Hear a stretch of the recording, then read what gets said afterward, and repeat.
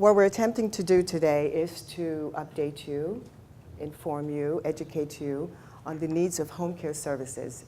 Whether you're experiencing it now with your loved ones, your grandparents, your parents, or in the future, we're going to be sharing very, very important information. There are two types of support that you can have in your home. There's a home health and home care. We're going to go through both. Home health is ordered by a physician or a hospital. Typically, there's an event, and the individual will be discharged home, but they need assistance at home. So on a short-term basis is to get that person through that illness and back on their feet. It's paid for by Medicare and Medicaid.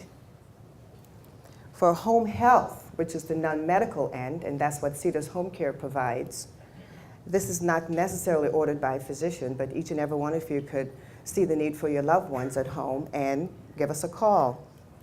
It's paid for by private insurances, out of pocket, or sometimes Medicaid.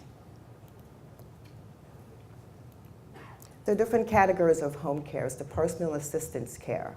This is for individuals who may need activities of daily living met, and they need their bath, food prepared, etc. They need a companion or sitter to prevent them from falling, to make sure they're not wandering, for Alzheimer's and dementia care, wheelchair escort, any home support services. But before you do that, make sure that you have the right individuals there who are providing the services. A registered nurse who will come out and assess the client. Make sure she's licensed in the state that she's in.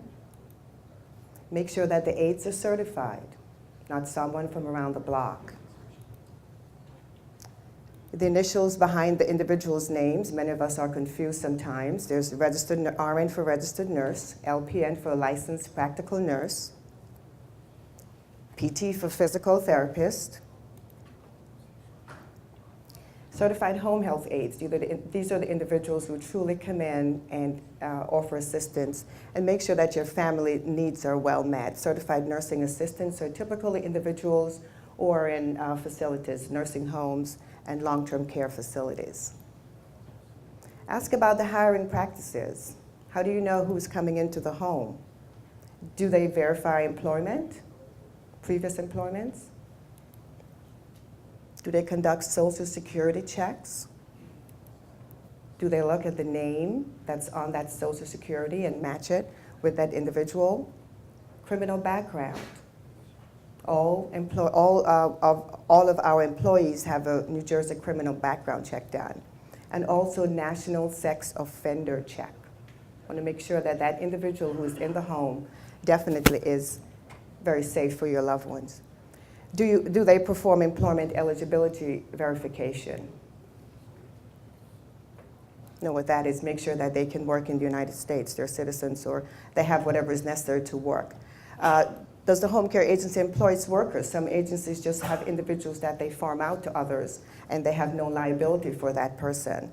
Do they deduct taxes? Do they provide benefits, workers' compensation, as well as professional liability? These are very key questions that need to be asked when you're talking with a company. As you all know, workers' compensation and liability insurance protects the clients, you, from any disasters that may happen in the home. Professional liability lawsuits. Last week, a friend of mine's aunt died. They had someone who was caring for his aunt, and she was not through an agency. She was a friend of a friend down the street in the community. And while transferring her from her wheelchair to the commode, she fell and she broke her hip, and she died within a week. There's no recourse for that. Was she appropriately trained? That's something that most of the home care companies make sure that all the caregivers are appropriately trained. Also, the liability insurance protects against any professional negligence resulting from physical harm, as I just shared. Ask about the supervision of the employees. Are they supervised by a nurse? We know that cost is a big factor, but who are you having in your home caring for your loved one?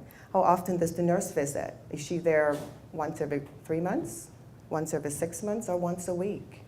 Who's looking over your loved one? Do they perform a nursing assessment and a home safety checklist? Most of us live in our homes, and our grandparents and our parents, And it's just natural for us to walk in and see it, but are they safe? Is there a plan of care that's outlined by that nurse for that care? What type of testing is done? Competency, skill. How do you know that they can perform the duties that they're hired to perform? And what type of orientation that's done? What happens when that person doesn't show up for work?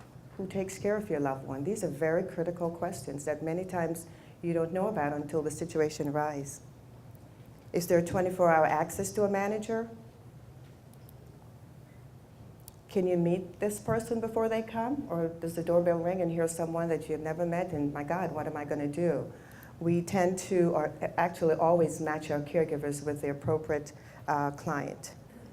And if it's important for you to have the same person over a period of time, make sure that that's also outlined and you will get what you ask for. Who are the owners of the company? Where did they come from?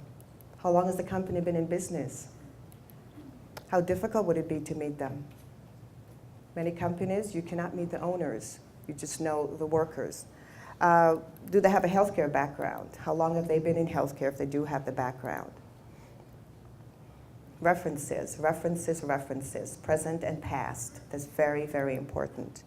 Is the company licensed and bonded in the state? To be licensed in New Jersey, you must be bonded. And there are definitely the criteria, but there are companies out there who are not licensed, not bonded, and not insured. Very important that you make sure you get those answers. And if there's a grievance, what do you do? How do you contact the state if you have a complaint about the services that's being offered? This information should be provided to you once you're seeking that care, that services. We work in a collaborative fashion. We have a team of resources that home care companies work with, and you can see they're numerous, and many of you in this room I work with on different levels. But the one that truly stands out for me is the compliance and safety. Many of our elderly loved ones are in the emergency room very frequently because they fall, because they're not taking their medications, they're not compliant, they forget. Even most of us who are here, we forget, did we take our medicine this morning? So you can just imagine an 80, 90-year-old living alone at home, what happens? They forget, and weeks and days go by and they're just in a state of, let's call 911. Above all else, make sure that you choose the home care carefully. Make sure that you receive the quality care that you deserve. Do not be afraid to ask questions. Thank you. Thank you so much, Cecile and Lisa.